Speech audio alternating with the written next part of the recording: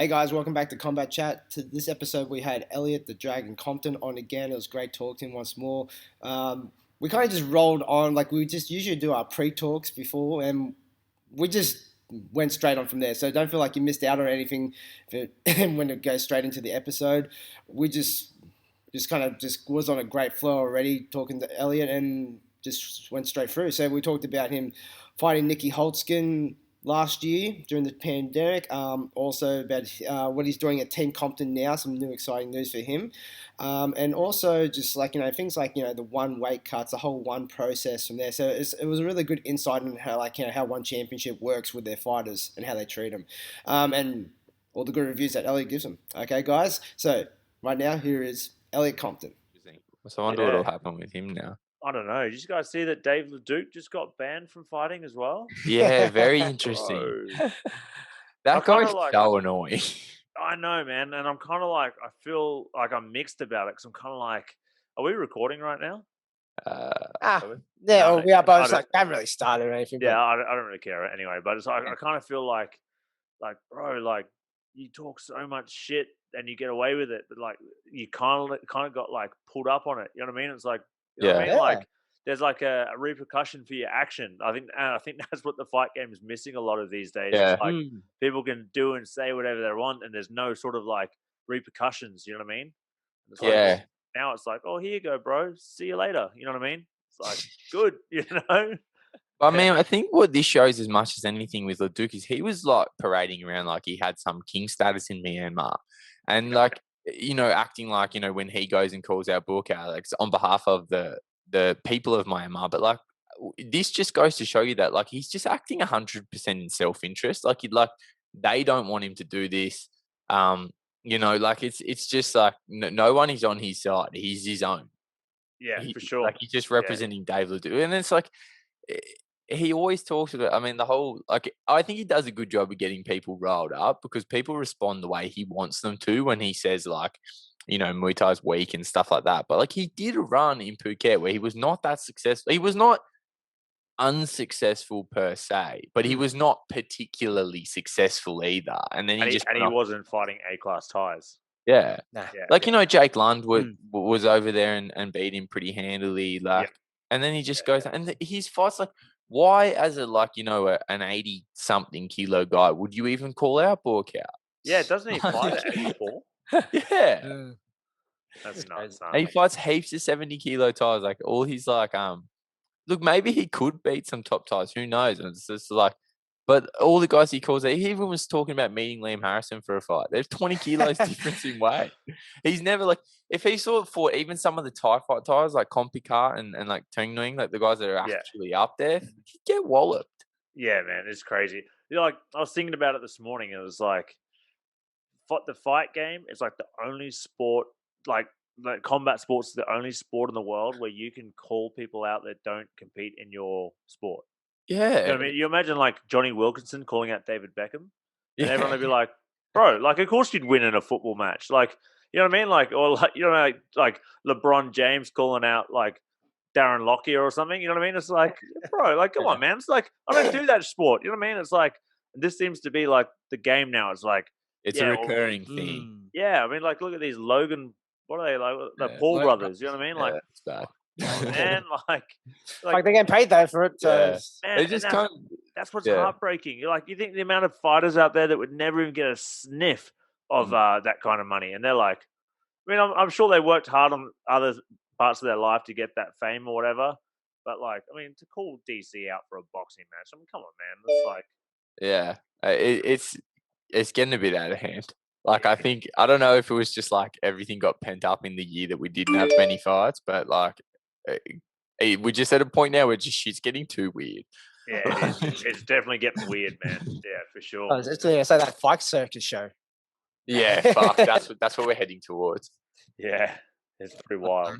You know what I reckon they should do, bro? I reckon they should do, and I've thought about this if I ever got into promoting, but I was not interested in promoting. Like, you say, like for example, like this is like Jake, is it Jake Paul? I don't even know the guy's name. Jake Paul or Logan Paul? Whichever one. The one Floyd Mayweather is Jake Paul. Yeah, right. It's like, okay, cool. You want to fight DC? Yeah, but I want to fight in boxing. And DC's like, yeah, you know what? But I want to fight MMA. All right, well, you know what? We'll book the fight and we'll get to fight night. And then, like, as the ref calls you to the middle to read you the rules, it's like, he has a hat and it's got a round of boxing, a round of Thai boxing, and a round of MMA. And it's literally luck of the draw.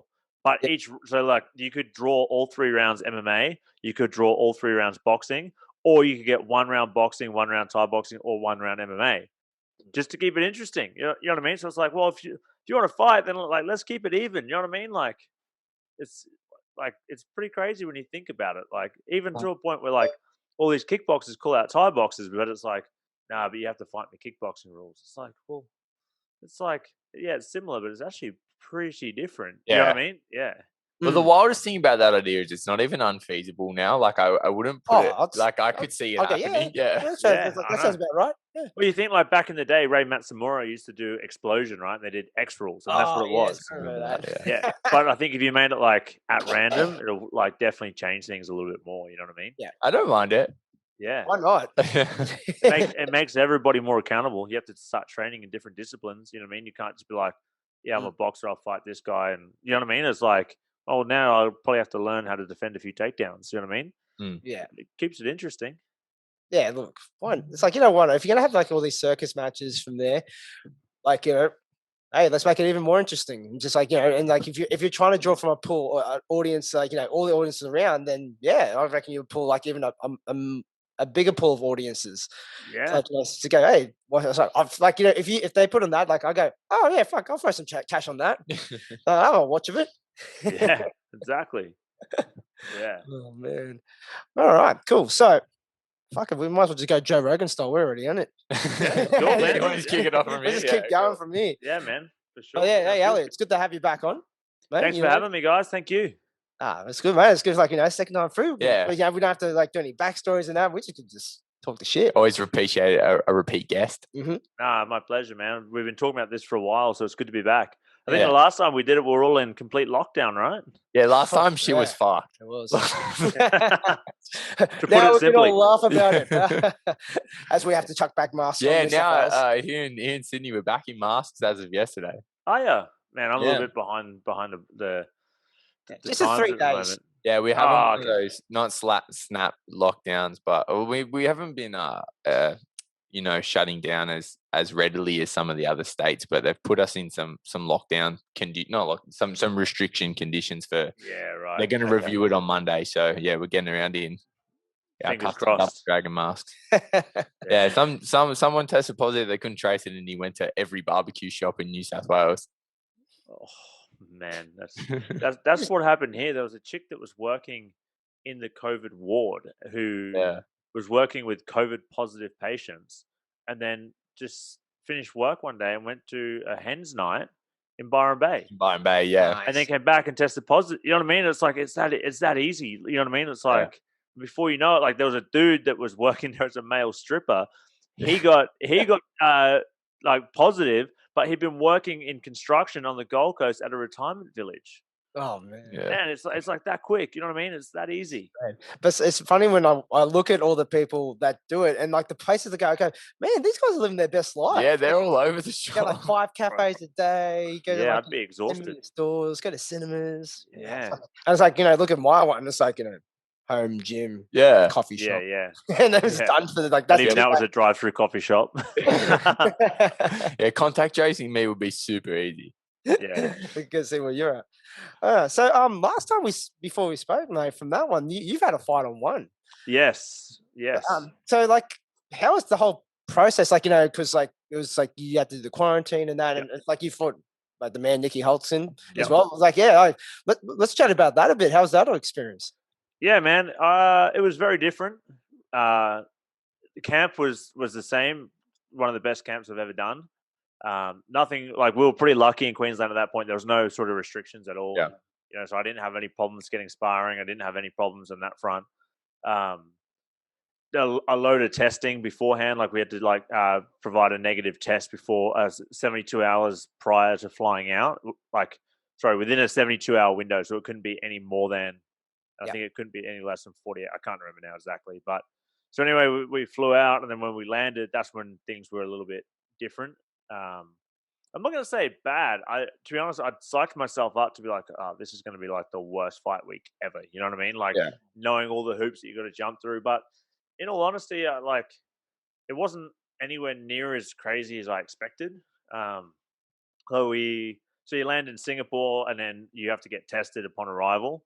And then the weird thing is like my old man and I were sat next to each other the whole plane ride there. But then when you get there, you go through the customs and you get tested and whatever else. But then once you get your bags, you then walk out of the front doors together. But then you have to get in separate cars to go back to the hotel. So they separate you, even though you've just been together for the last like 24 hours. Yeah. So that was a bit weird, but it was no big deal. And then you have to have your own room, and you're not allowed to leave that room until you provide a negative test. So that could be like 48 hours, 72 hours, however long it takes to come back. Thankfully, ours came back pretty quick. So from there, you still have to have your own room. You can't share a room, and you can't leave unless you are chaperoned by one championship official. And the only place you could go was the training room downstairs, but it had to be booked through an online booking system. And so pretty much then, like to go and do all the medicals, someone would come and get you and chaperone you. You weren't allowed to touch anything in the lifts. You weren't allowed to touch anything in the restaurant. All your meals were delivered to your room. So in that regard, it was kind of like was a little bit lonely. But in terms of like the way that the fight worked, I actually kind of liked it. It was like, like here when you fight, you show up to fight night. Say the first fight's at 7. You normally get there like 6:30, and then you have to wait. You know what I mean? And it's like you sat there like, oh man, it's fight 2. Oh wait, here's a raffle. Another Muhammad Ali League. You know what I mean? And then like you're constantly just waiting. So you're trying to like manage your adrenaline and manage your nerves and whatever else. Well, the way that this worked is, especially because my fight was pre-recorded, right? So I fought on the 5th of December, but they didn't show it till the following week. So they basically said to us, you're going to fight at 10 to 4 it was in the afternoon. So I was like, sweet. So they're like, we'll pick you up from your hotel room at quarter to 3. So I can't remember exactly, but basically what it was they picked me up.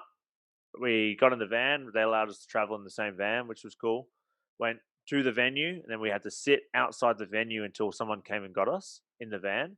They come out and say, okay, you ready? Yep. So in you go, sanitize, whatever else, bang, in, straight into your warm-up area. You do your warm-up. Somebody comes to get you. You go out to fight.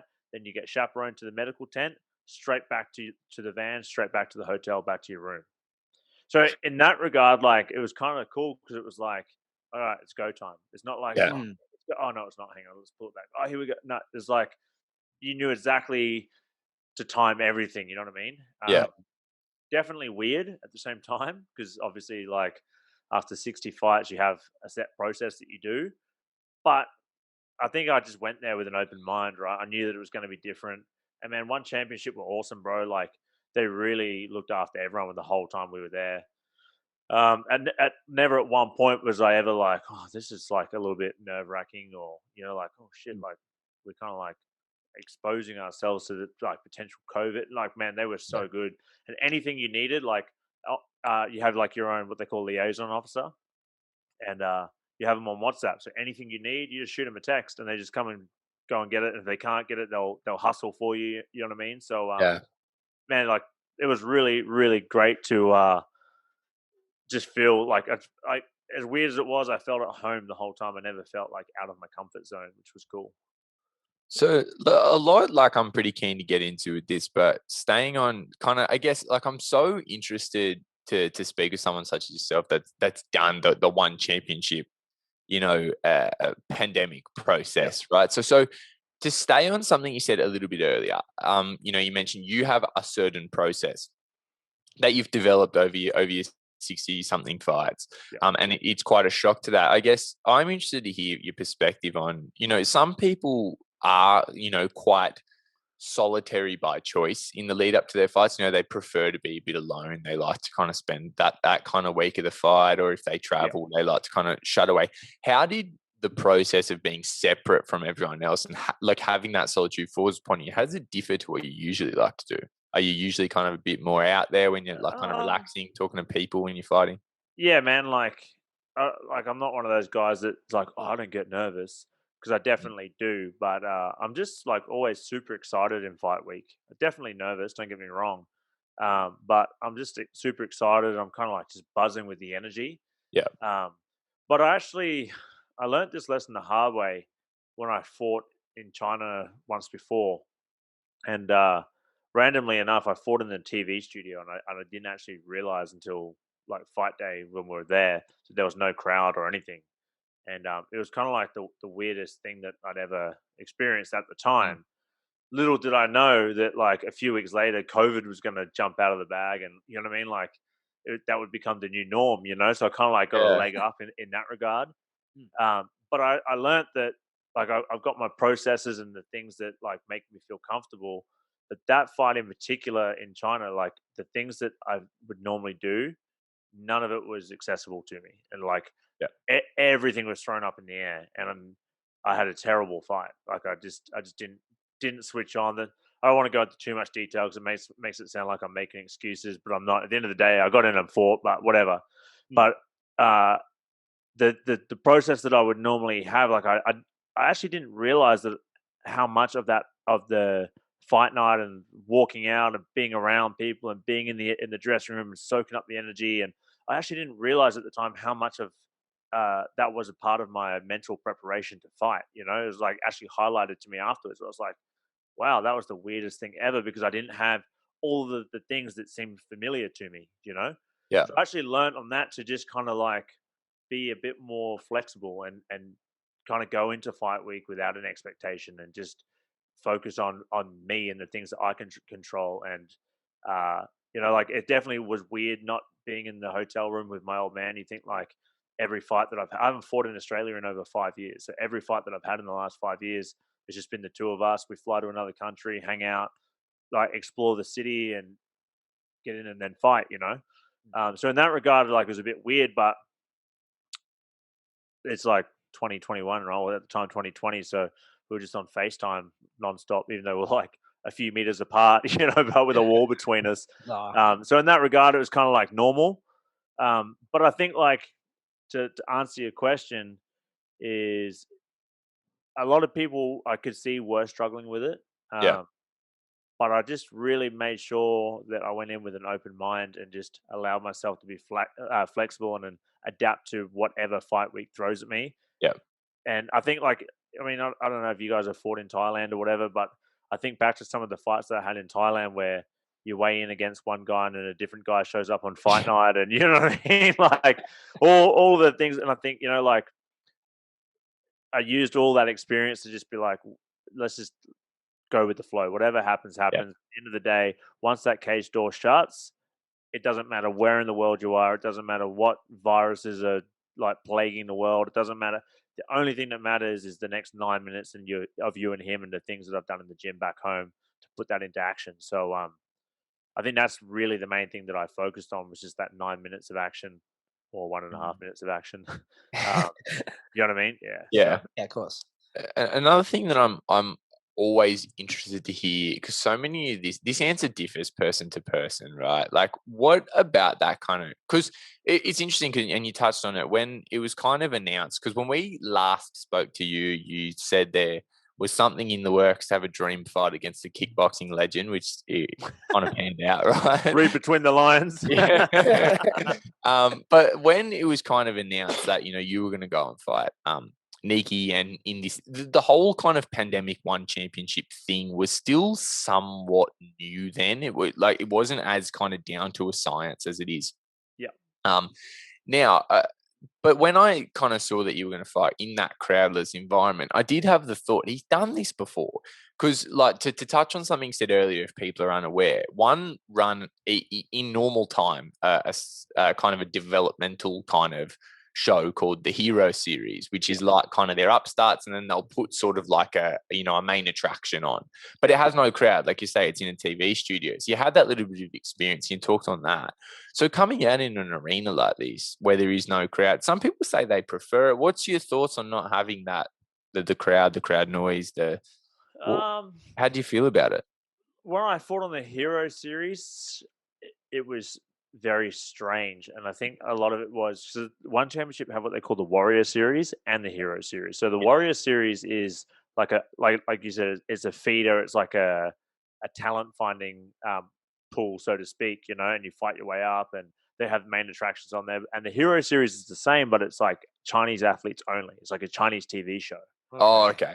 So just me and I was just deep in fight camp. I just didn't bother doing my research on what the difference was. I just figured that it was just a regular show with a regular crowd, and I knew it would be a smaller crowd than like what I'd fought in the past, but I was like, it's still going to be. So it was definitely very odd, to the point where I could hear his feet moving on the canvas when he was moving, and it was like distracting almost. Do you know what I mean?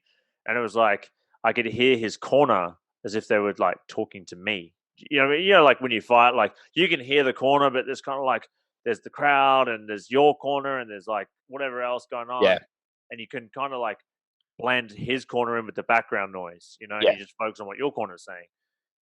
I couldn't do that this time. It was like almost like he was calling like specific techniques, and I'd be like, bro, I can hear you. Like, I know you, you know what I mean? Like, and obviously the same thing from my corner to his corner, Yeah, like your corner's talking, you're like, don't tell him. Yeah, I was like, shut up.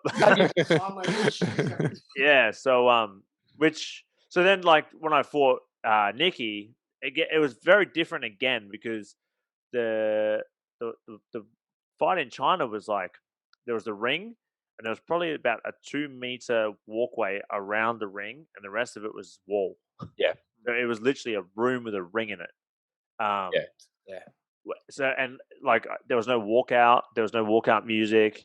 There was kind of like what you normally see of a fight night was taken away, and it was just like, so the way that it was screened, if you were watching at home in China, was like this fight would happen, and then it'd go to a commercial break, and then the next fight, the fighters would already, like Thai style, you know what I mean?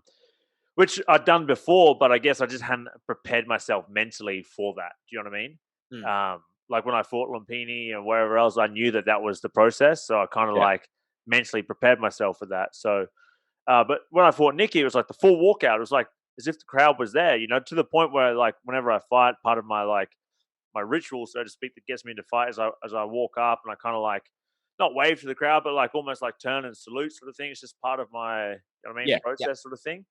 And I remember doing it thinking, bro, who are you waving to? There's no one there. You know what I mean? Like, but it was very similar in the sense that someone lands something, you don't hear the crowd go up, and I could still hear his corner, but the atmosphere was definitely different because it was still in a stadium. Yeah.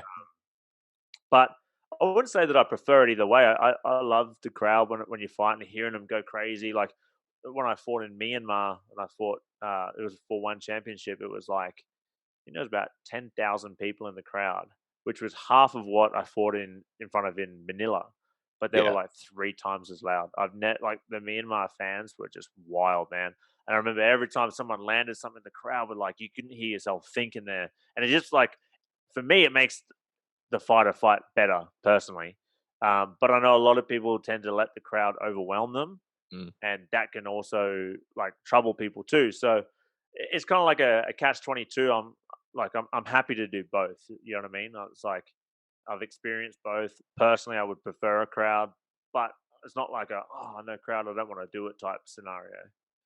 Yeah, and I don't want to, I guess, like stay too much on sort of the fighting in the pandemic thing, because even yourself, you're probably bored of it. But I'm interested to hear as well. I think what a lot of people don't understand, or I guess don't give thought to, is kind of the working logistics behind coming home from a fight and still having to quarantine, like quarantining in advance, getting your fight done, then coming back and having to lock down again. Of course, as someone who, takes clients, operates a gym and things like that. So talk to us a little bit about the impact of that, because, you go, you have your fight, you come home, but you're still out of action for your 2 weeks or however long it is. Talk to us about, you run into any trouble with that. I guess to the viewer, it ends when the fight's over. But in this situation, to the fighter, it's, really the hard part of it's just begun. You've still got to go home and be locked away. So I guess talk about that process. Yeah, for sure. I think it would probably be different coming off a win. Yes. But coming off a loss and a stoppage on like the biggest fight of my career at that point was like, it was kind of tough because it's like you got nothing else to do for 2 weeks and just sit there and go over it and over and over. Like, I should have done this or I should have done that. But at the end of the day, it just came down to a split-second decision, and it is what it is. But in terms of the actual quarantine itself, so we flew out and we did 13 days in Singapore. So, 13 days in Singapore and 15 days in Adelaide. So the way that the quarantine in Singapore worked was basically the hotel we were in was a bubble, and that counted as the quarantine. As I said earlier, you couldn't leave the hotel room unless you were chaperoned and things like that. So that wasn't like too bad. It still wasn't awesome. It didn't get really any fresh air other than going from the back door of the hotel to the bus to go to the medical or to go to the venue. That was really about it. Yeah. But then we flew home, and then, which was like, we lost a day there. And what frustrated me was when we got offered the fight, and this is no one's fault. It's just like miscommunication on the South Australian government's end, right? When we first took the fight was scheduled for the 20th of November. But something happened with one and they had to reschedule it. So that was cool. We rescheduled it, but when I worked it out, I was like, man, that means I'll get out of hotel quarantine on the day of my daughter's first birthday. You know what I mean? And I was like, oh, that kind of like breaks my heart a little bit, It's like, that's a big milestone, That's hard. But at the end of the day, it's like, this is my job. This is what I do. This is what I love. My wife's super supportive. My whole family's super supportive. And we just said, you know what, let's just do it. I'll get an early flight home. I'll be home by midday. We'll still get to hang out with it, right? So anyway, it's all systems go. All good. Flew into Adelaide. We sat on the bus outside the hotel room. They're like, it was like 6:30 in the morning. They're like, oh, just so you know, today doesn't count as day one of the quarantine. Tomorrow does. Because it's going to be like 12 to 12, Yeah. And I was like, oh, man, that means I don't get out till the 23rd of December. So I was like, in that regard, like, kind of like was real shitty, you know what I mean? Because I was like, but at the end of the day, it is what it is. But the actual quarantine itself is like, it's a luck of the draw from what I gather. Like, I know some guys that have had like 2-bedroom apartments with like balconies and, you know what I mean, like fresh air and whatever else. But like my old man and I got to share, which was a blessing. But it was a 7-meter by 4-meter room with 2 double beds and a bathroom. So it was like, and no opening windows, nothing, man. Like, it was. That's a little step up from prison. Yeah, you know what? Yeah, but at least prison they get like yard time, right? Yeah, exactly. Like we got nothing, man. We got no fresh air for 15 days, to the point where, and obviously like they can't come in and clean your room or anything, right? And they don't give you any cleaning materials to clean your own room. So like by the end of it, man, you could like run your finger across the top of like shelves, and there's like a thick layer of dust, and they're like testing you nonstop. And what shit is you can't even be like, hey, can you do something about this? Because I'm getting headaches from all the dust in here, like my sinuses. Because they'd be like, that's a COVID symptom. You know what I mean? Like, so it's kind of like, oh, shit. But, man, like, to be fair, there's worse things to happen to you. Yeah. Like, in terms of hotel quarantine, it's not awesome. But there's definitely, there's like millions of people out there dying every day. And we're like, oh, 5-star resort. Oh, 2 weeks of doing nothing. This is bullshit. You know what I mean? Right. Perspective, right? Yeah, like at the end of the day, man, I got to fly to the other side of the world and fight a guy that I've looked up to for years and got paid to do it, and got to hang out with my old man for 2 weeks straight, or 4 weeks straight, but 2 weeks in the same hotel room. And, like we flipped the beds and we trained, and, like we kind of just made it work. We had a bunch of stuff to do for the business anyway, so we kind of just used our time constructively, which kind of helped pass the time. But it's okay, man. I'll do it again, no problems. It's like, I wouldn't say it's fun, but it is what it is. It's a necessary evil, right? So, yeah. Right. What about? Is there anything in the pipeline for one again for you? So we're talking at the moment. I can't let anything out of the bag at the moment. Come on. But we got a lot on the table right now. Good. A lot of different options, a lot of different offers. So watch this space within the next couple of weeks. We'll definitely be letting everybody know what's up. So you mentioned a lot of different offers, and the last time we spoke, you were discussing, because obviously you have a really, if you don't know Elliot's story, go back in the YouTube channel and watch the first podcast. 123. Yeah, then come back here. So now that you've paused the video and watched that whole one, we'll continue. So you mentioned to us, your background is not, Muay Thai per se. Your whole career, you fought Muay Thai, you fought kickboxing. You got some jiu-jitsu experience as well. And you were speaking to us last time about how, there was some plans potentially to cross over into MMA. You fought the 2 styles already in the Super Series. Yep. In those offers, are we talking multiple codes in addition to multiple fight offers? Yeah, why not? Awesome. Yeah, look, at the end of the day, I've made it clear from the start that my goal is, my passion and what I love is Muay Thai. Yeah. Here's the thing, I've only ever fought K1 rules 3 times. Really? Yeah.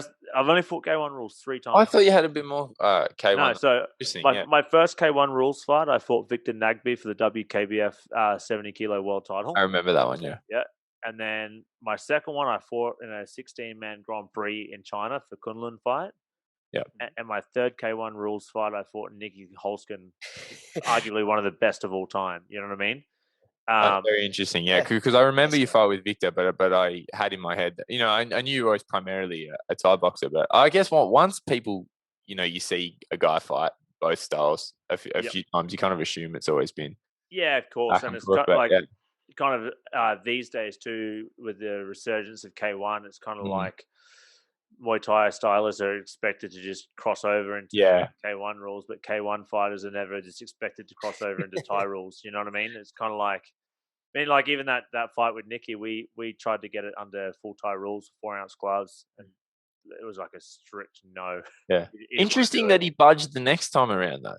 Yeah, I don't know, man. Yeah. I can't comment on that. All I know is my management put it to him, and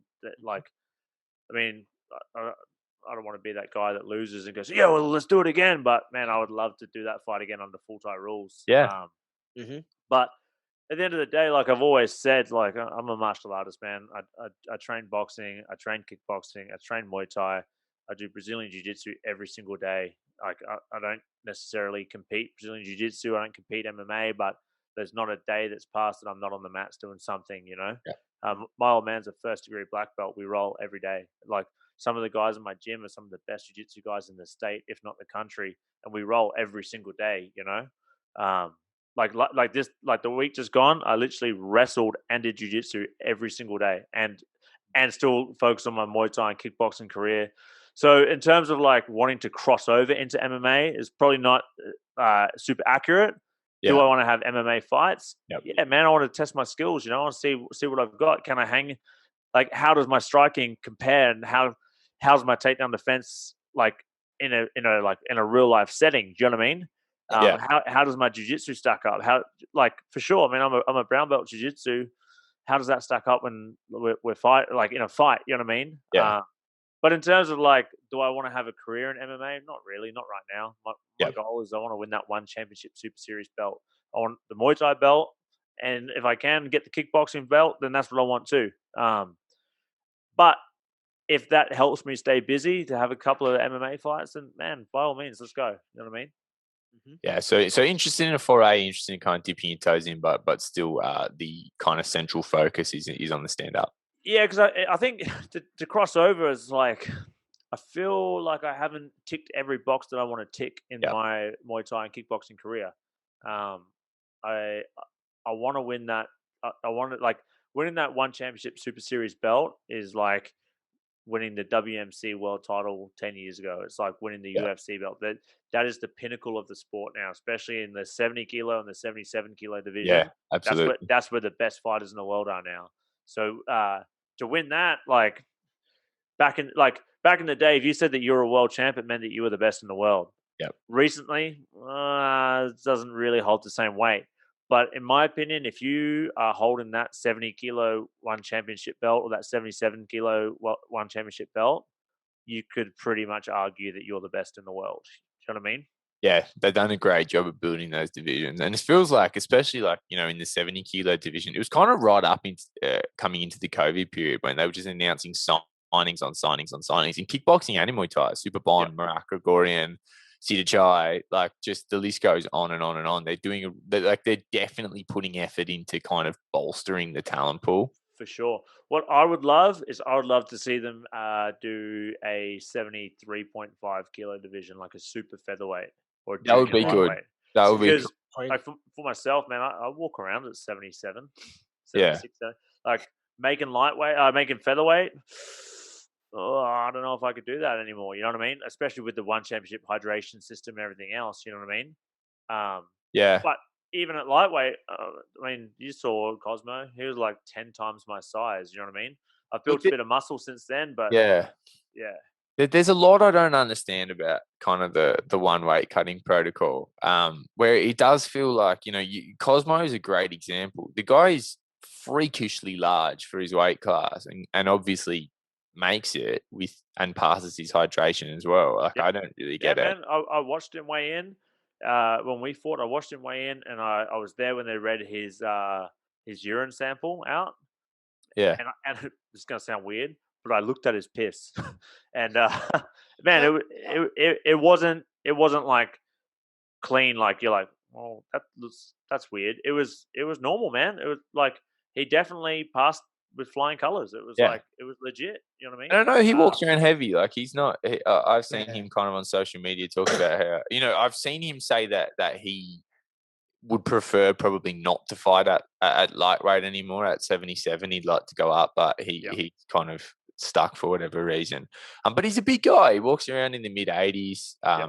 In the mid 80s fit. He definitely cut some weight, and then you see obviously JW the other week had some big trouble with the hydration test, and I would probably say even JWP is probably a bit smaller than Nieky.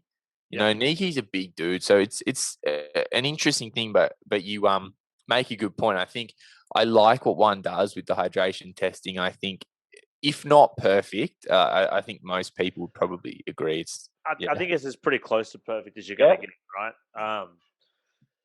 I mean, I think as much as you can, that's really the only way you can control it. Yep. I think if they were to bring in random hydration testing throughout the week, it would kind of set the cat amongst the pigeons a little bit more. Yep. But I mean, at the end of the day, I think they're doing a great job, man. Like, and they saw. I mean, I don't know if you guys saw the UFC weigh-ins yesterday. That Ryan Benoit. You see the state of that guy weighing in, man. Like terrifying. You never see anything like that on one He championship. got carried to the scale. Yeah, it was. And pretty much had to be like held up on the scales. Yeah. They had to kind of lift him onto the scale, and the commission just saw the weigh-in process and just went, "This fight's cancelled." Yeah, like you're almost dead. Exactly. So and you never take it off. Yeah. So you never see that with one championship, and I think that is what is like, regardless of like, but divisions and this, fighter safety is always, like, as everyone says, needs to be of the utmost importance. But a lot of promotions don't really back that talk up. You know what I mean? Whereas one championship, they back it up, man. Like, and if they see people struggling or that are hurting or doing the wrong thing, they're pretty vigilant and they're pretty onto it. So I mean, they've had some tragedies within their promotion. It's not of their fault, like of fighters that have cut too much weight and things like that. So they follow up pretty strict on it, man. So I'm grateful for that. But I think a division between the two, imagine like the crossover fights we could get. It'd be cool. Like, it'd be cool, man. Yeah.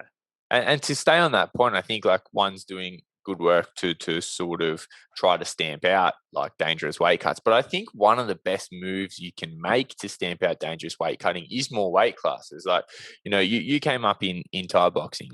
So, you've got those weight classes of the more boxing centric is 63.5, 67, 69.85, 72.5. I would like to see, obviously one runs on the MMA 66.5, 70, 77, 84. I think it's a bit difficult because, like, for example, like I fight at kind of 70, I walk around about 76 when I'm in the prep. It's like if I was in one championship, I've got to, make 70 with the hydration testing. It's a fair drop down, or go up to 77 and fight someone, Well, that's where I was. Cosmo size. When I fought Cosmo, I weighed in at 74.9 for a 77.1 kilo cutoff.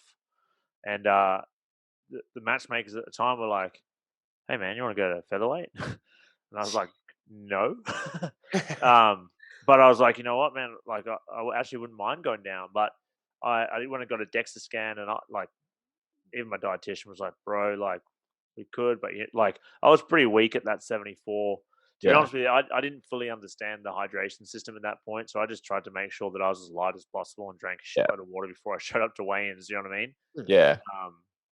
But like we spoke about doing a catch weight fight with Yodson at 73.5 in 2018. We spoke about that, and Yod wanted to do 73, then he wanted to do 72, and in the end, then he held out for that Grand Prix that they did. At 70, that was 70.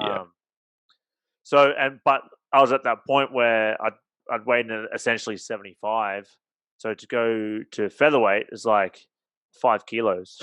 Yeah. Hydrated. That's a lot. You know what I mean? It's like, was that like 8% of your body weight? You know what I mean?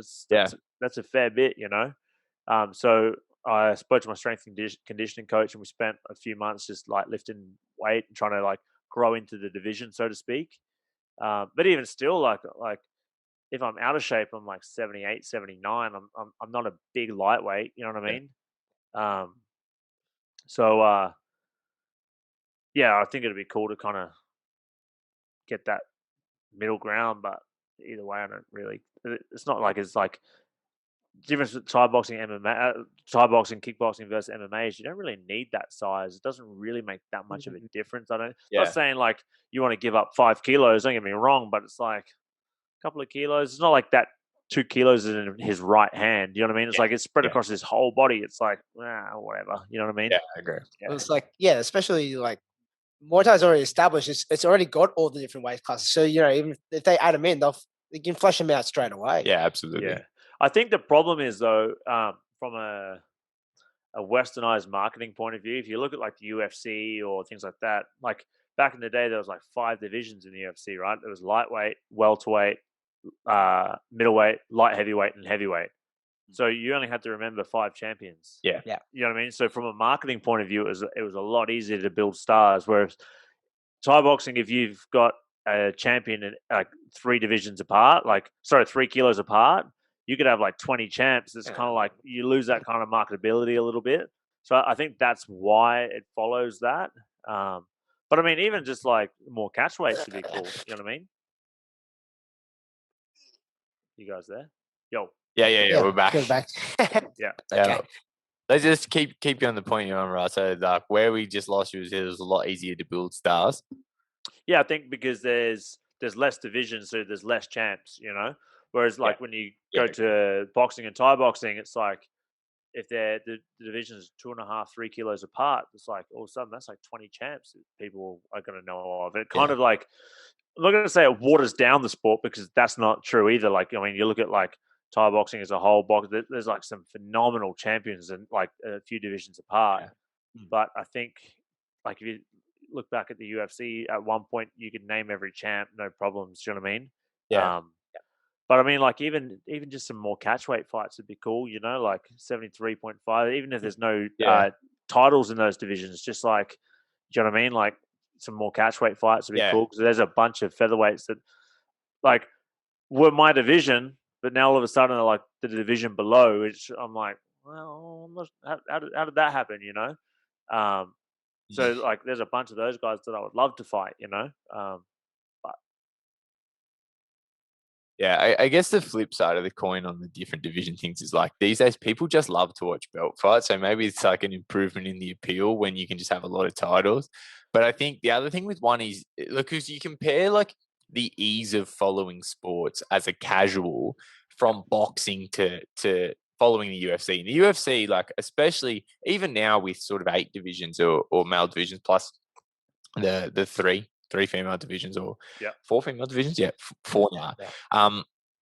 It's still like it quite consolidated. Like it's easy to get your head around who the champions are and follow the movements. Whereas boxing, obviously, the other issue in boxing is there's so many titles per weight class, but it's impossible if you're not like really invested in it to understand who the different champions are and what they mean. And one has kind of the added layer of the different sports. So like you could just get this message, like if one had say 70 and 72.5, like the wider global Muay Thai sanctions do, you'd probably have dudes that have multiple Muay Thai titles plus a kickboxer. Like, Nong O could probably be, the 63.5 and the 67 kilo Muay Thai and kickboxing champion. He probably the 69 kilo champ too. Yeah, it would that's a better spread from where he is now up rather than down. But yeah, he could probably go and win himself 4 belts. It would be very complicated to understand what each belt means. But for us as diehard fans, it would be fun as. Oh, of course. And imagine like the amount of different fights you could get. You know what I mean? It would definitely open the floodgates to different matchups from like different weights. And like this guy will come down from 75, but this guy will come up from 70, so they're going to meet at 72.5. And you know what I mean? Whereas kind of at the moment, it's like I'm not going to 70. I'm not going down to 70. And the 70 kilo guy's like, well, I'm not going up to 75. You know what I mean? But if you can meet in the middle, then it's like, man, you get some way better fights. You know what I mean? Yeah. I think one does this a bit. Like I've seen a fair few catch weight fights in one where it's like sometimes you don't have to you don't have to think, especially when the divisions are so far apart. Like stop thinking it. Obviously for titles, we need the weight classes and the rankings, but for just fights, maybe we don't have to think about divisions and just think about what do you weigh and what do I weigh and where would it make sense for us to kind of, I think that's find a competition right? They're very much fan-based matchmaking. You know what I mean? If there's enough interest in a fight, they'll make it happen. Do you know what I mean? Yeah. As long as Nieky Holzken versus JWP. Yeah, that's how that came apart. Exactly, man. 100%. You know what I mean? To a point, that's how Nieky and I came about. After he fought Mustafa Haider, Michael Chiavello asked him, "Would you want to fight me?" And it ended up on Twitter. And I said, "Man, let's go. Let's do it." And we kind of went, not in a bad way, in a respectful way, like back and forth a little bit. But then it didn't happen for a while, and then bang, sure enough, there it was. Do you know what I mean? So but man, I think to that point, I think if people ask for it, maybe one might do it. Yeah, that is kind of how things work there. Just asking you shall receive with the one championship possible. Which it makes sense, like any business, right? Like let's say you only sell soy milk at your local corner store, and everyone comes in asking for cow's milk. You're not going to be like, nope. See, you're going to be like, man, we can make a bit of money here. You know what I mean? Like, let's do that. You know what I mean? It's the same thing, really, isn't it? You know what I mean? Yeah, especially with one being in this position where it's such a saturated market now. They're moving into the US, and it's like that is their differentiator. It's like here we just do things for fun. Yeah, and I think that's what people want in combat sports now. Like we were speaking about before we started recording, all this weird shit that's going on. We're in a like you say, a fan-driven market for combat sports, and in the one championship sense, you got multiple rule sets. You got all these champions under one roof. There's a lot of room to make fun stuff happen. Absolutely. So let me switch gears with you a little bit here, Elliot, because the last time that we had you on, this was really one of my favorite episodes that we've done, because it ended up being this again, if you haven't watched it, just go watch it and then come back. But I'm going to rewatch it now. Check the description box. I'll put a link down there. But we had this. We got into a little bit. You do some work with you, do some motivational speaking, and you are you've got a really a great kind of frame of mind and a great way of projecting that idea of being positive. You have that positive mental attitude sort of mantra that you live by. And I know a lot of young fighters listen to us. It's probably a lot of our market, a lot of our audience base, I should say. So I'm interested to get your take. You went over to fighting one in such a kind of crazy time. You fought a legend of the sport, of course, did not get the result that you were after there. We're now a fair few months removed from that, and being the champion that you are, I would love to hear about kind of like, in general in your career, how you approach a moment like that and what coming back is like how you're feeling. Yeah, just give us some insight there if you wouldn't mind. Yeah, man, I think you really have to ask yourself, do you love fighting or do you love winning? Yeah. And because let me tell you, man, they're two different things. And for me, I love fighting. You look back at my career, I've always taken the fights that on paper, people were like, nah, man, this guy shouldn't be in there. That's when I thrive. That's when I do my best work. That's what brings out the best in me. Um, I fought on Evo back in the day. It was my 18th fight, and I fought Campan Santawi Sook. And if you watch like the tail of the tape, it's like he'd had 118 wins with 67 knockouts, and I'd had 17 fights. You know what I mean? Yeah. I've always been the guy that just wants to take those hard fights, and because I feel like that's what betters me as an athlete, as a martial artist, everything, right? Like it's easier to get in there and just beat someone up and look cool. Like that's not what I'm about. That's never interested me, you know. So I think on that note, it's like there's two sides to this. When I was coming up in this sport, social media wasn't a thing, you know. Like it was like at most we had the International Kickboxer Forum, the Blitz Forum, and the Axe Forum. That was it. You know what I mean? But the mentality was very different. You know, like coming up, like if you took a shot, you stepped up and you missed for whatever reason, people would pat you on the back. Yeah. And they'd say, you know what, man, that was awesome, bro. Good on you for stepping up. You're going to learn so much from that experience. These days, with the growth of social media, you step up and you take a shot and you fight with one of the greatest of all time in a rule set that's not even your preferred rule set, and in the middle of a pandemic, whatever else, and you get caught with a liver shot, you suck. You know what I mean? And it's like, it's a very, very different time. So for me, the thing that I really focus on that, because it would be very easy to let that control you, is I just block it out. And I just think about like the people that matter to me are they're the opinions that matter for a start, right? And then from a personal level, I just think about like, no matter how bad a fight gets, whether you win, you lose, or you draw, no matter if you get cut, face broken, arms broken, whatever, no matter how bad a fight gets, 99.9% of the time, the sun is going to rise tomorrow and you're going to get another chance to go again. You know what I mean? And I've always had this kind of ethos, this motto of we never make excuses, we make amends. So, I like that. You know, like, and I make no excuses. It is what it is. You know, like I went to throw a right up, got my timing wrong, and Nieky slipped outside my jab and hit me with a wicked liver shot. And he's the liver shot king. It is what it is. I knew that was one of the shots that I had to look out for. You know what I mean? Like what do you do? You know what I mean?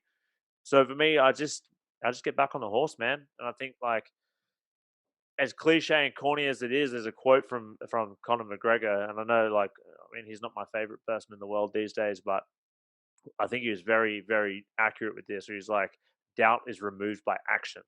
If you're not working, then you know what I mean. Yeah. I'm like, that's it. So I fought Nieky at 5 o'clock or whatever time it was on the Friday night. At 8 o'clock the following morning, my old man and I were back in the training room. Yeah. You know what I mean? Like, not sat there feeling sorry for ourselves, and my ribs were like agony, but we just did what we could. Do you know what I mean? We literally just drilled some jiu-jitsu stuff as best we could, you know? So for me, it really is just about like putting it down to an experience, and not a bad experience. Like, yeah, losing sucks. Don't get me wrong. Like, it's heartbreaking, especially when you sacrifice your daughter's first birthday and like time away from the family and everything else. But and again, there's another cliche, and my old man says this to me all the time. It's like, if you always focus on the destination, you're always going to be disappointed. You know what I mean? You got to focus on the journey.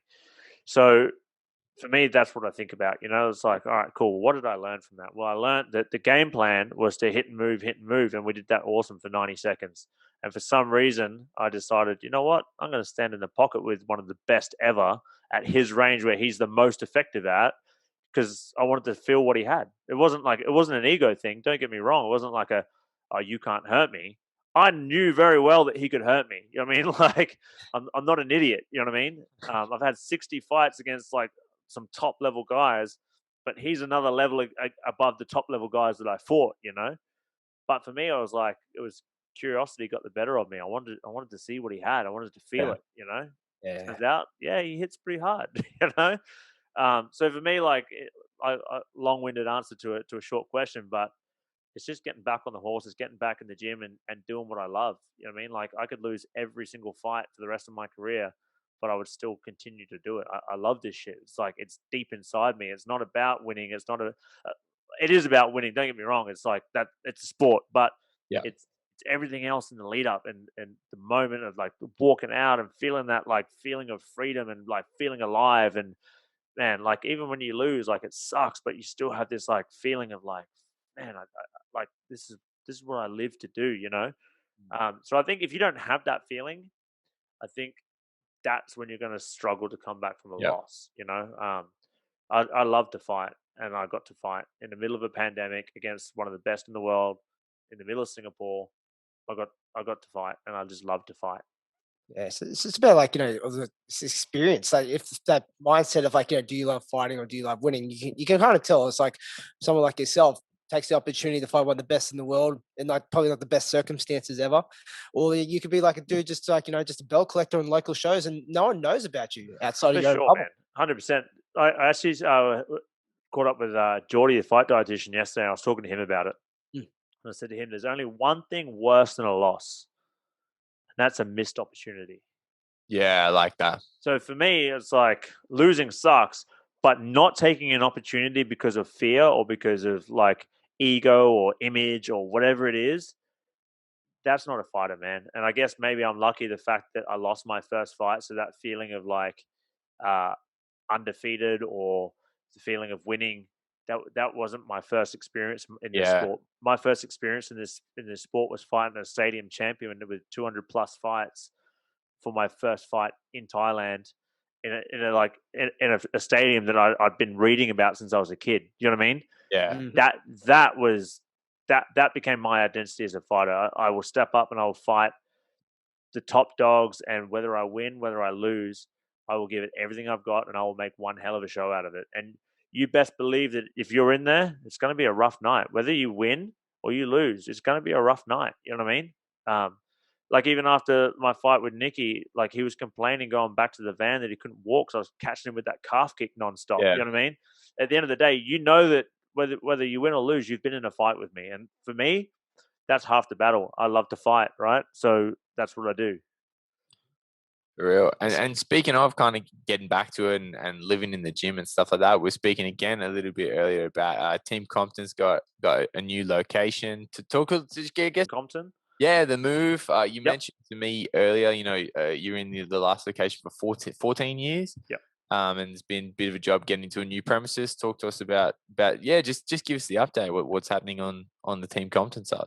Yeah, so like I said, man, we're at the old gym for 14 years. 2007, February 2007, we moved in there. And if you'd ever been to that gym, you would see that it was constantly a work in progress. Like we kept updating and changing. We started the gym with literally no bags, no mats, just some carpet and some pads pretty much. And over time, put in some bags, put in a boxing ring, then eventually put in some weights, then took the weights out, put some new mats in, eventually put in a cage, not a full cage, but like a cage wall to kind of make it more.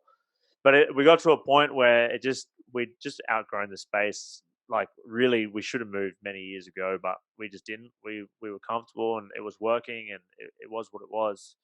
But it got to the point towards the end of last year that we just thought, if we don't do this now, we're never going to do it. So, and the like moving the gym was never really a money decision. It was more a training decision and just a growth decision. You know, it was kind of like, where do we see ourselves and what do we want to do moving forward? You know, so the last gym we had was like, it was pretty much like a little studio, like a little martial arts studio. You know, it was 130 square meters, including the shower, toilet, and like office area. So it was pretty small. That's really small. Yeah.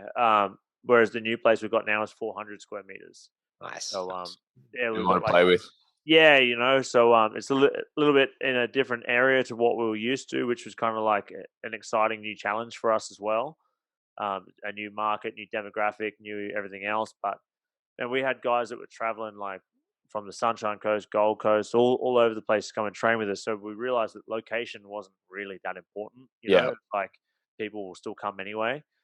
So what we wanted was a gym that would just allow us to run bigger group classes, because we never really ran group classes ever because it was so small. Yeah. So when I say bigger group classes, like we still have a max of 20 people that we want in the group class. We don't want like 50, 60 people at a time. What our goal is to have 3 or 4 different classes running at the same time. So we have groups of 20, 25 people. So everybody still gets instruction. Everybody still gets to learn. It's not like you show up for your first night and there's like 60 people on the mat and you're just left in the corner until you figure it out on your own. That's not what we want, So we got like a jiu-jitsu studio as part of one room. We've got a boxing ring. We got a competition cage, and we've got another matted area for striking and jiu-jitsu, depending on what MMA. We've got wrestling classes. So for the first time ever, we've actually got like a full group evening timetable, whereas everything that we did before was small private groups or one-on-ones, essentially. So like we're running wrestling classes, gi and no gi jiu-jitsu classes every night, striking every night, whether it's Muay Thai, kickboxing, striking for MMA. We've got a team of just absolute studs that are working with us at the moment.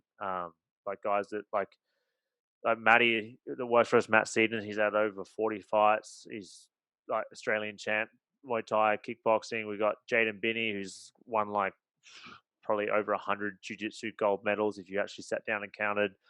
Dom Marfan is just like a stud wrestler. Same thing, competes in jiu-jitsu and has won pretty much everything there is to win as a white belt, blue belt, and now purple belt.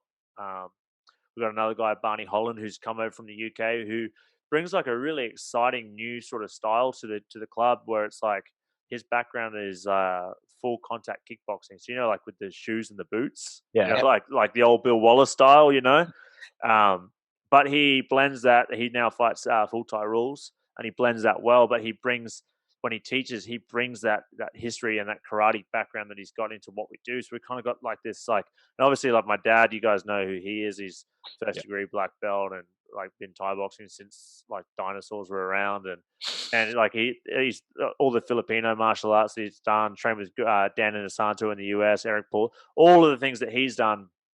So we just have this like really eclectic mix and different styles that all blend together really, really well to just give us like a full spectrum of coaching. And man, it's really refreshing. It's cool that we've all achieved great things in what we do, but none of us are ever too shy to be like, hey man, can you show me this, or can you show me that? It's like it's just an open learning environment for everyone, coaching and like coaching staff included. So yeah, it's really cool, man.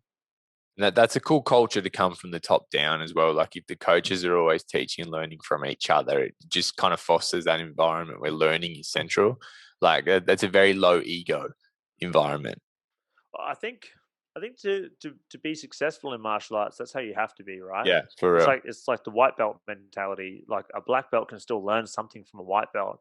And man, you see it in the gym all the time, like guys that come in that on paper might not be anything, but they've trained in different places. They say, hey, the last place I used to train, we used to do this. What do you think of that? And man, you'll see like coaching staff will be like, oh man, I've never seen that before. That's cool. Can you show me that again? Then all of a sudden the students running the class for a few minutes. You know what I mean? It's like, oh wow, cool. Let's try and like put that back into what we're doing. You know what I mean? Which is the whole Bruce Lee, adapt what is useful, reject what is useless. You know, like you can take bits from everywhere and make it yours. So I think like if you're preaching that like that Jeet Kune Do, Bruce Lee sort of mentality, but at the same time you're like, nah, this is how I do it. This is how you've got to do it. Yeah. You're not really practicing what you preach, are you? You know what I mean? Yeah, it's a very fixed frame of mind to teach from. It's not really like grounds for growth. Exactly. Yeah, for sure. And with kind of the higher sort of, you're working in kind of larger groups, are you expecting sort of bigger uptick in producing kind of fighters? Yeah, definitely. I don't know. We're very much of like we don't look to build a fight team. We never have done. It kind of just happens organically. Yeah. Like we get guys that come and see the skills that we've got and then want to learn, and then all of a sudden they don't want to go anywhere else. They just want to train and compete with us, which is cool. So like we've got a 10 a.m. every day fighters class that we do, which is invite only. And the idea behind the group is when I say it's invite only, it's like anyone can join that group, but they have to bring something unique to the table. They have to bring something special or something different that's going to better the whole group, you know? So like we've had guys that have joined the gym that like can't like join that group that can't strike for shit, you know what I mean? But they've got sick jiu-jitsu or they've got sick judo or whatever it is, you know what I mean? And it's like, and then after a while they're showing us some judo shit or whatever, and then we're showing them striking. And then like now all of a sudden their striking's awesome and our judo's getting better, you know what I mean? So that's kind of the mentality that we have between like in the fight team or the fight group, so to speak. But we definitely have a lot of amateurs that want to come, that are coming through that are wanting to fight. And I don't know, I'm a little bit old school where I'm a bit like, you really have to prove yourself before I let you fight. You know what I mean? I'm not the sort of guy that you show up, do 2 sessions, say I want to fight this weekend, and I say okay, off you go. You know what I mean? Like I like people to, because you guys get it, man. As a coach, you put a lot of time and effort into people. You invest a lot into people, right? So you need to kind of know that there's going to be some sort of return on your investment. And I'm not even talking about like from a monetary point of view. I'm just talking about from a fulfillment point of view of your own. You know what I mean? So like, I don't want to like put a load of time into somebody and they have 2 fights and then go, oh, you know what? I'm bored of that now. I'm going to go play golf. It's like, well, why did I just put all this time into you? I could have put it into this guy who's going to take it the whole way. You know what I mean? And I'm going to get to see him achieve greatness. You know what I mean? Absolutely, yeah. So for us, and like that's obviously been bred into me from my old man and from his coach and over time. But it's like, I think a lot of people get frustrated that we don't put them into fight sooner.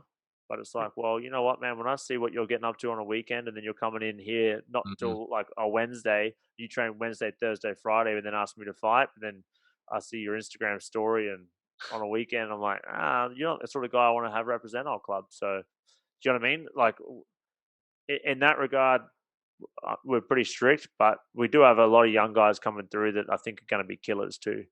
And I think they'll be around for a long time because of that. They're not like bandwagon. It's cool at the moment. Let's do it. Let's have a few fights. Look cool on Instagram. I mean, like, check out my toy belt and off I go. You know what I mean? It's like, yeah, just setting that standard, isn't it? Yeah, for sure, man. And I think you're a product of your surroundings and your environment, right? So it's like all of us pros, like that's how we've always been. You know what I mean? Like we dedicate our lives to this. So if you're not going to do the same, then why would we dedicate our time to you? Do you know what I mean? Absolutely. And that's not an arrogant thing. That's just like you get what you give. And that's anything in life. It's what the fight game, it's relationships. You get what you give. You know what I mean? If you don't want to give much, then you won't get much. It's simple. It's all about investments. You know? Yeah.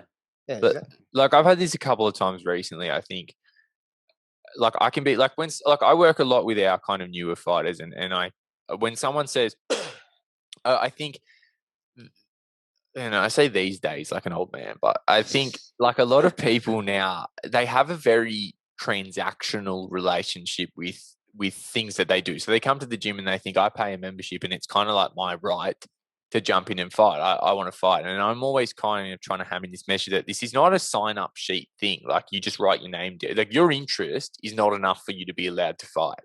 And they start coming up, and I get comments that I'm a bit of a hard ass with them, but like you got to understand, it's like I have like my quite small team of guys that I work with. Because if you're saying like, you know, I'm probably our most experienced fighter. When someone says I want to have a fight, what you're saying is I'm going to become your training partner. I'm going to become someone who's on that team. So we have our quite small team of fighters, and what it comes down to is if you are going to contribute to that team culture, you can join it. If you're going to detract from it and you're going to require our resources but not give anything back, you are not welcome. Quite simply, like you cannot show up and say, I will fight on this date and, you know, I'm going to hold the pads for you and I'm going to be your clinching partner. I'm going to do this, and then you're just going to have your fight and show your friends and then I'm not going to see you again. It's not worth the energy. And that comes from even like from a training partner's point of view too, like you're saying there, like when again, to quote McGregor, when one goes to war, we all go to war, right? So it's like when one guy's booked, like we all put it on the line. We all try to mimic their opponent for them. We all take our lumps like to help them get ready, you know? And then all of a sudden they fight and then you don't see them again for 3 months until like, hey man, I got another fight booked. And it's like, that's get crap. in my face. You know what I mean? Like I thought we were a team. I thought we're doing this together. You know what I mean? It's like, I've seen it like over time, and it's just not for me, man. So Yeah, I'd for like to real. know ahead of time, like if I put some time into you, you better be there to put some time back into us. And even if you can't help, say for example, they can't help me get ready for a fight. What I like to see is them then come to the gym and help the younger guys, even the guys that Yeah. aren't going to fight. You know what I mean? When they're trying to learn how to kick, and rather than walk past and laugh at them because they got shit technique, like go over and tell them, like, bro, you got to turn your hip a bit more, turn your foot, do this, do that. That's what I want to see. You know what I mean? Like Yeah. you get what you give. So, and you also need to give back what you've been given. So, like if someone's given you the world, then you should give that world to somebody else. Do you know what I mean? And Absolutely. pay it forward. Do you know what I mean? And we're pretty big on that. And I think maybe that's why we haven't always had a massive fight team with like 50 fighters. And it's like we're definitely about quality over quantity. You know what I mean? Yeah, 100%. Yeah. And there's little tells as well, right? Like when someone says, "Oh, you know, I'm ready to get involved, start training with you guys, and start fighting," you got to kind of be like, "I've never seen you get a ticket to one of the other guys' fights." You know For what I sure. mean? Like there's little, like sometimes you don't have to let someone try to know that maybe they're not quite there yet. Like I think people show you their genuine interest in contributing before they even have the opportunity to prove it. They start to show up to the shows. They start to, you know, become a part of the culture. And then when it comes time to look, I want to have a go. Okay, yeah, I can see it. There's a bit of fire there, a bit of supportive kind of. You want to be a part of this, but then you can always. I think you get better as you go at picking people that are. Okay, yeah, I'm ready. Okay, well, you know, a really good teller. If you got a young guy in the gym that wants to fight, his experience, like not very experienced, you watch. They'll pick and choose their sparring partners. Yeah, like if you're rotating, Yeah. they'll never step up and go with the pros. You know what I mean? Yeah, I see They'll this. never try. I see a lot. They'll never try to challenge themselves. And in my opinion, we don't have that in our gym, man. Like we have like amateur MMA fighters that will get in and do rounds with me when I'm preparing to fight Nieky Holzken. You know what I mean? Yeah. And you know what? That's not even really to help me. That's to help them with their progression. Do you know what I mean? They might not see it at the time, but they will get so much out of that from like, oh man, but I'm a grappler. Why am I getting in? Like, why am I just being forced to kickbox? Because it's going to make you better at what you do. You know what I mean? Like, yeah, you're a grappler, but like at the end of the day, the fight doesn't start at grappling range. You still got to work your way there. Do you know what I mean? Yep. And those guys that tend to like try and stay away from the big dogs in the gym or whatever, they're the guys that will want to pick and choose opponents. Yeah. Only fight when it's and everything's stacked in their favor and it's a full moon and a king tide. You know what I mean? Like it's like that's not the fighter that's not a fighter in my opinion. And again, like I don't want to sound like I'm that old, like back in my day or anything else, but I think that mentality is lost, and I don't know if that. I don't want to blame social media because again, I sound old, and I'm not actually old. I'm just jaded. No, I'm just like I think like you said, because there's so much like hate on social media when somebody loses now that people are so scared to kind of take those risks. But I think when you get the guys in the gym that are like happy to take their lumps in the gym, they know that like it sucks, but they're going to get better and better and better because of it. They're the ones that will become legitimate champions, not guys that pick and choose. Well, I'll fight that guy in that division because I know that that's an easier opponent. It's like, no, I'll step up and wait to fight that guy because I know that that guy's a killer. And if I beat him, then I'm a true champion. I'm not just a guy that can like chuck a picture on Instagram or hang a belt on the wall and tell everyone I'm awesome. But really, I haven't actually fought anyone for it. Do you know what I mean? Yeah, for real. Definitely. All right, mate. I think we'll close it off there. That one. Yeah, cool. That one, but like, yeah, that was an awesome talk. Nuggets of wisdom, as always, from Mr. Compton. Man, we could do this for hours, bro. I talk underwater with a mouthful of marbles, man. I'm non-stop. All right. How about you tell people where to catch you on Instagram and your team and yourself? Yeah, for sure. So I'm on all social media channels. Just type in Elliot Compton, it'll come up. Or my gym, Team Compton Training Center. By all means, feel free to send me a message. I'm always going to reply. It might take me a while, but I will always reply. If you've got any questions or just want to chat, whatever, man, hit me up. If you're ever in Brisbane and want to train, or if you want me to come do a seminar at your gym or whatever, just let me know and we'll organize it. Awesome. Sounds good, mate. Thanks again for coming on board. Always appreciate it. No, thank you for having me. Looking forward to your third appearance. Yeah, me too. Next week, right? Whenever you want. Open door policy. Exactly. All right, so we'll play the intro, but just hang around for a bit after that, Elliot. Okay, but everyone else, share our shit. See you later.